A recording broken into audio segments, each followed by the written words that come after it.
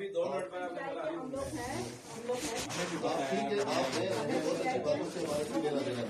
पता है आप PTI गया।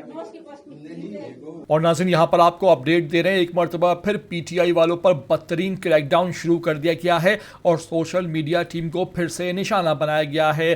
दर्जनों पीटीआई के सोशल मीडिया के स्टार्स, टाइगर सपोर्टर्स, उन पे धावा बोला गया है, उनकी गिरफ्तारियां की गई हैं। और ऐसे में एक और पीटीआई के नामवर सपोर्टर इस्लामाबाद के हैदर सईद को भी उठाया गया है। हैदर सईद जो पीटीआई के इंतहाई मशहूर एक्टिविस्ट हैं और वो पीटीआई को सपोर्ट करते हैं, पीटीआई को, इमरान खान को पसंद करते हैं, हर जगह अपने वालिदैन के हमरा पहुंचते हैं, इमरान खान की तस्वीरें उनके हाथ में होती हैं, इमरान खान के लिए नारे लगाते हैं। और इस मौके पर उनके घर पर बोला गया धावा और उनको उनके घर से गिरफ्तार कर लिया गया। उनकी बूढ़ी माँ जो है वो दहाइयाँ देती रही कि उनके बेटे को छोड़ दिया जाए, लेकिन वहाँ पर जो पुलिस वाले थे, दीगर सिक्योरिटी फोर्सेस के लोग थे, उन्होंने जबरन हैदर सईद को घर से गिरफ्तार किया। बादशाह एक दिन बाद उनकी एक मुकदमे में गिरफ्तारी भी डाल दी गई है। इस मौके पर क्या मनाजर थे, किस तरह उनको गिरफ्तार किया गया और हैदर सईद की जो माँ थी, जो उनकी वालदा थी, उन्होंने आकर किस तरह ये सारी जो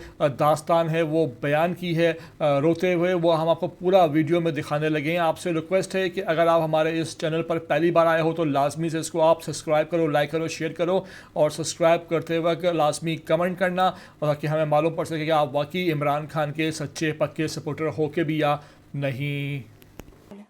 अस्सलाम वालेकुम, मैं हूँ हैदर सईद की वालदा फरजाना सईद।